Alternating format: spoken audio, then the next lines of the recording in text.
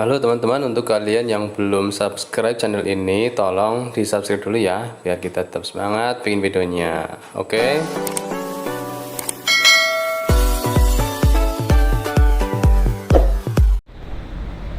Oke, apa kabar semuanya teman-teman? Ketemu lagi di Tuto Channel. Kali ini cara setting ban yang awet ya. Ini rencana mau ganti ban dan sekaligus di spuring ya, biar pemakaiannya awet. Jadi untuk teman-teman yang mempunyai kendaraan roda 4 ya, jangan lupa setiap ganti ban itu lebih baik dan disarankan sekaligus dengan spuring. Syukur-syukur ditambah dengan balancing ya, jadi lengkap spuring dan balancing. Tetapi kali ini hanya spuring aja sudah cukup ya, jadi ganti ban depan 2 sekaligus nanti di spuring. Ya, ini ada yang menggelembung ya bagian dalamnya, sebenarnya masih agak tebal ya, karena masih jelas ya, stripnya masih jelas, tapi sudah menggelembung di bagian dalam, itu ya kelihatan ya, sering bocor. Maka ini kita coba ganti ban depan ya, 1 pasang, dan lebih baik yang baru itu dipasang di depan.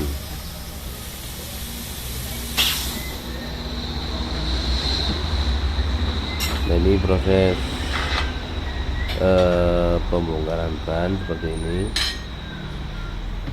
Ini di bengkel Suburban ya, yang bekerja sama dengan Bridgestone. Tapi kali ini gantinya dengan yang bukan Bridgestone ya, tapi ini miliknya GV Radial. Lumayan terjangkau, harga di kisaran 1 jutaan ya, sudah pasang. Kalau ditambah dengan biaya spuring itu nambah kira-kira 200 sampai 300-an ya. Jadi kita ganti dengan GV Radial Safiro ya, 235 60 dan ringnya 16. Jadi untuk pemakaian ban biar awet itu kita satu paketkan dengan spuring.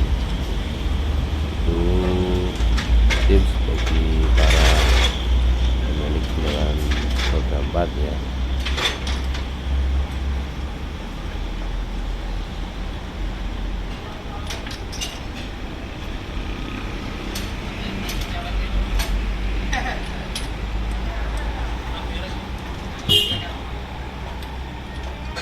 Oke, setelah dipasang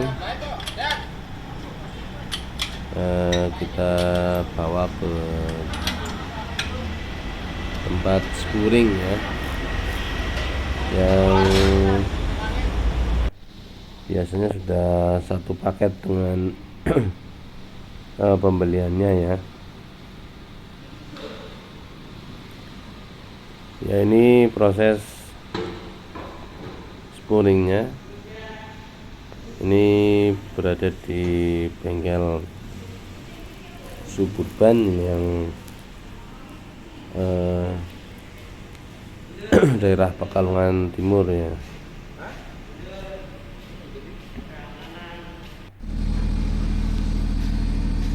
Ya, kita coba lihat bagaimana prosesnya.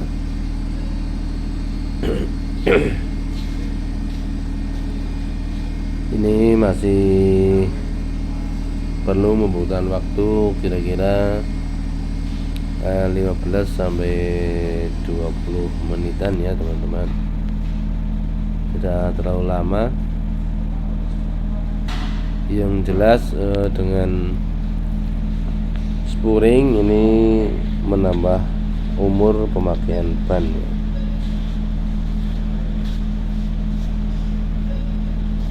Ini sudah menggunakan teknologi yang modern ya,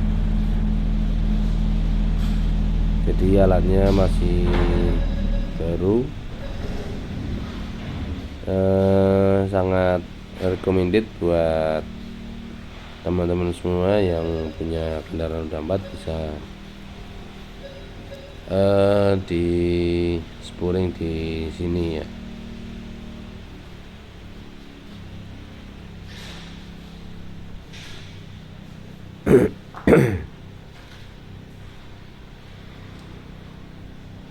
Nah, kita bisa melihat alat-alat yang digunakan untuk proses spuring ya.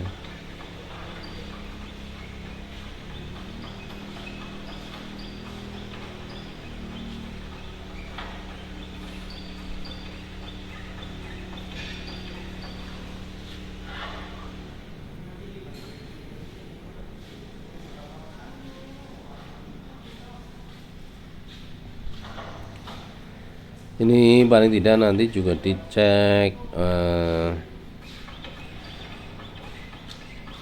piringnya ya, dicek juga piring rodanya, terutama yang depan, karena untuk bermanuver ya kanan ke kiri itu kita perlu cek juga piringnya atau lahar.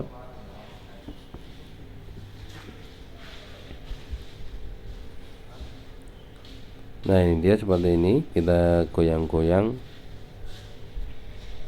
apakah terjadi goncangan yang besar ya.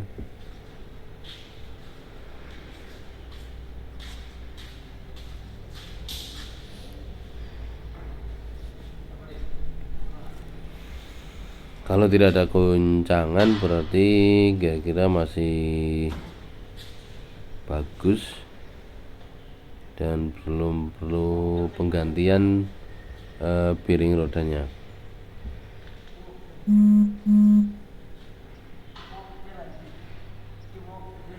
Dan untuk umur pemakaian ban secara normal itu sebenarnya kisaran 5 tahunan ya teman-teman. Jadi kalau penggantian ban kok dalam waktu 5 tahun ya itu wajar ya. Tetapi kalau aus bannya itu kurang dari 5 tahun ya perlu diteliti apakah penggunaan kendaraan itu berat ya, maksudnya setiap hari dan jarak jauh terus ya. Jadi secara normalnya memang ya kisaran 5 tahunan. Dan untuk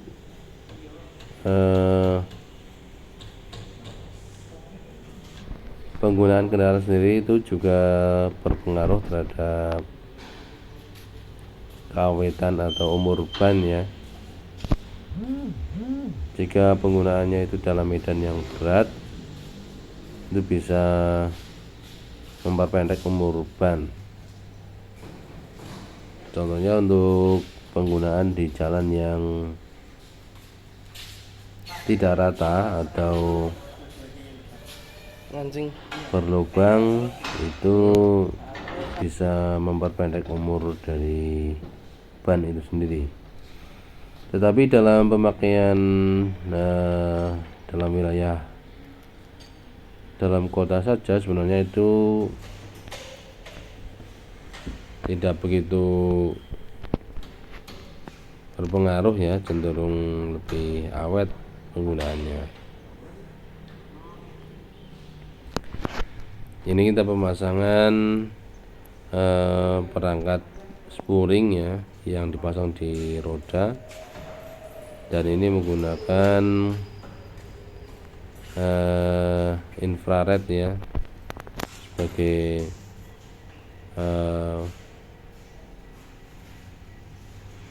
sambungan antar komponen ke mesin atau alat scan dari spuring ini.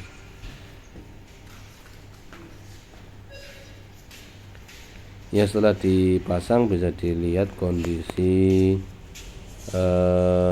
bannya ya atau roda-roda, kaki-kaki itu dalam posisi casternya ya, caster dan chambernya.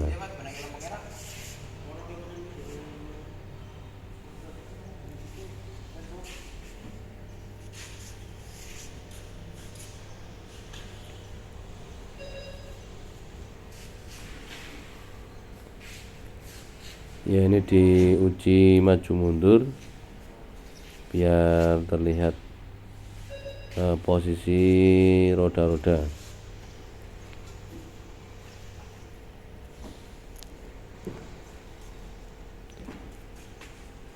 Setelah warnanya hijau semua artinya sudah beres. Ini tinggal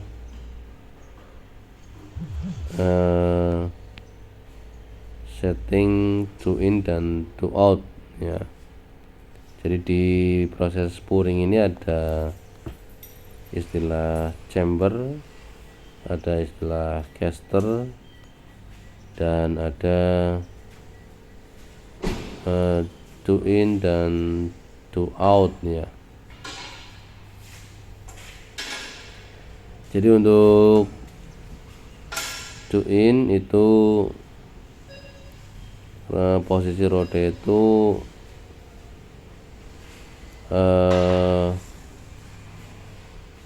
menjadi menyempit ya, atau bagian depannya itu mengarah ke dalam ya, sehingga bertemu di satu titik ya antara kedua ban itu. Kalau di garisnya diperpanjang itu bertemu di satu titik di tengah-tengah, itu namanya to in. Kalau to out itu berarti posisi roda-rodanya antara kanan dan kiri itu saling menjauhi. Itu juga berpengaruh terhadap keausan ban.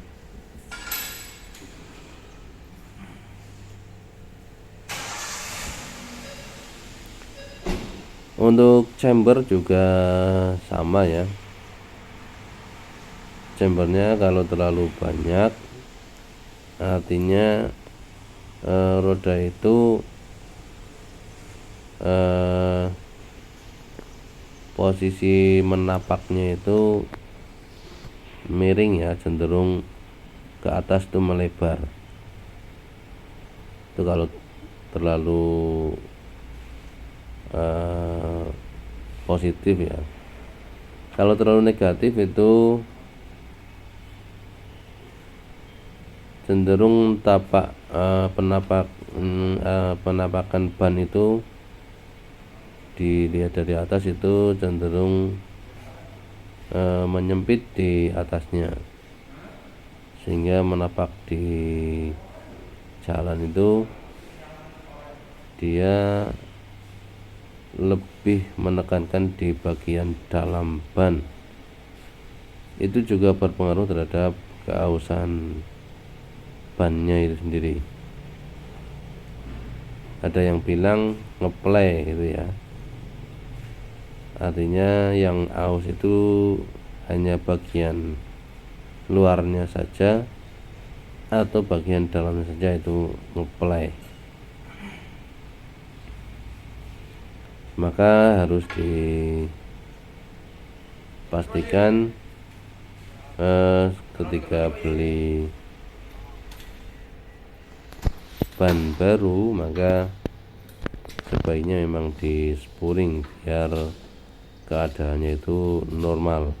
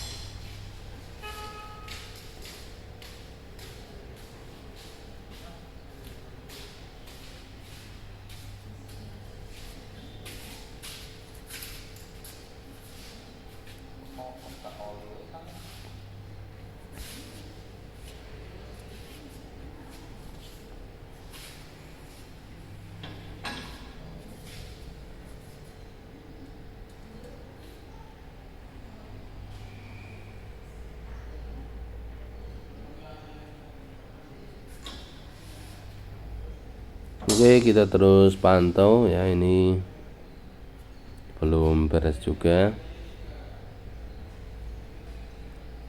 masih perbaikan.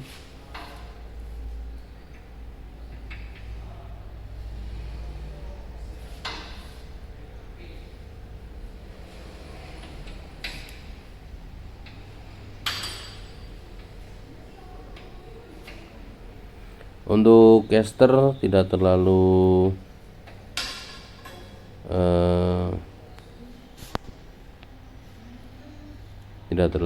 signifikan ya, karena memang itu adalah sudut dari sumbu roda ya.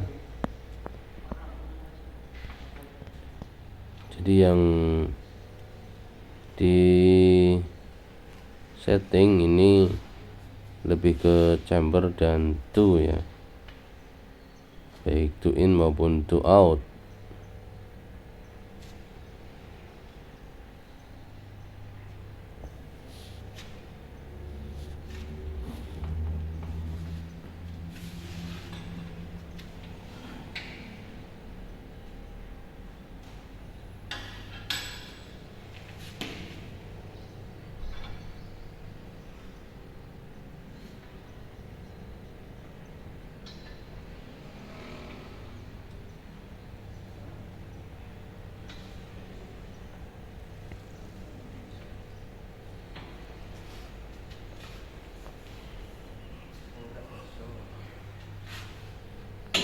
Untuk chamber sendiri, kalau chambernya itu positif, sebenarnya membuat setir itu jadi ringan ya, karena cenderung roda itu melebar ke atas ya, itu akan membuat setir jadi ringan, namun kurang stabilitasnya ya. Sebaliknya kalau chambernya itu negatif, itu mobil lebih stabil, tetapi nanti agak berat dalam kendali setirnya.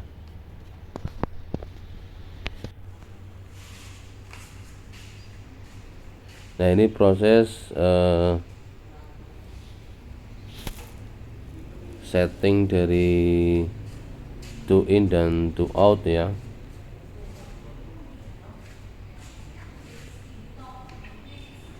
Jadi kita harus setting bahwa do-nya itu normal, artinya jadi 0 ya, tidak terlalu do in dan tidak terlalu do out.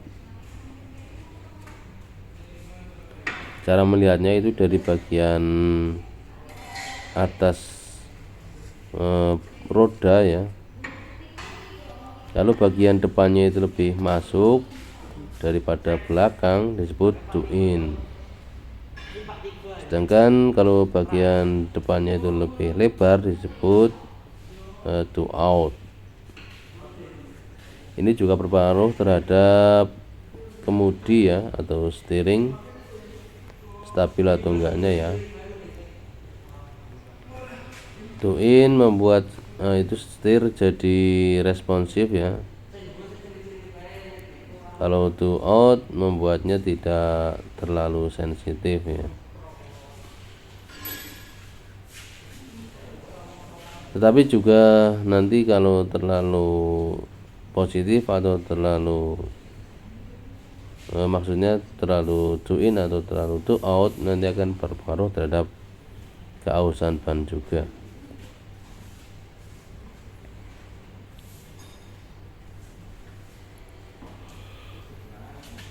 Oke, itu sekilas ya pengetahuan tentang do in dan do out, sekaligus ada chamber. Untuk sudut caster tidak terlalu signifikan sebenarnya.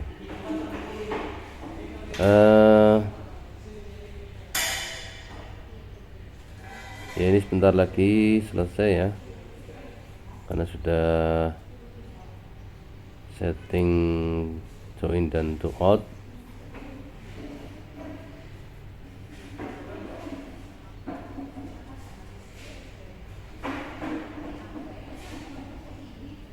Yang jelas ini ada disiplin ilmunya ya di dunia otomotif, ada rumusnya dan ada juga standarisasinya, yang diharapkan nanti bisa pemakaian itu normal dan tidak menimbulkan kerugian yang lebih besar.